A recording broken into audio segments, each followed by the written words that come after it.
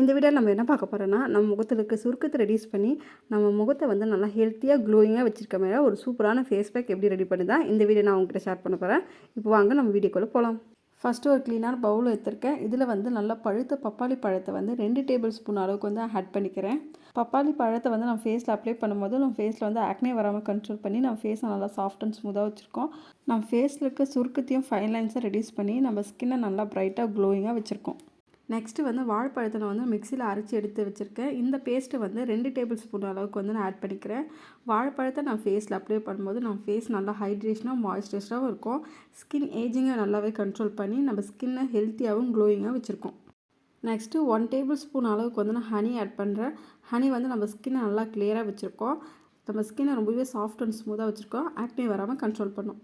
இப்போ இந்த 3 இன்க்ரீடியன்ஸும் நம்ம நல்லா மிக்ஸ் பண்ணிக்கலாம். மிக்ஸ் பண்ணிவிட்டு இதை வந்து உங்கள் ஃபேஸ் அண்ட் நெக் ஃபுல்லாக அப்ளை பண்ணிவிட்டு ஒரு 15 மினிட்ஸ் அப்படியே விட்டுருங்க. 15 மினிட்ஸ் கழிச்சு நார்மல் தண்ணி வச்சு வாஷ் பண்ண போதும். உங்கள் ஃபேஸ் வந்து இன்ஸ்டண்ட்டாகவே நல்லா ப்ரைட்டாகவும் சாஃப்டாகவும் இருக்கும். இந்த ஃபேஸ் பேக்கை தொடர்ந்து யூஸ் பண்ணி வந்தீங்கன்னா உங்கள் முகத்தில் இருக்க சுருக்கத்தையும் ஃபைன் லைன்ஸை ரெடியூஸ் பண்ணி உங்கள் ஸ்கின்னை ரொம்ப ஹெல்த்தியாகவும் க்ளோயிங்காக வச்சுருக்கோம்.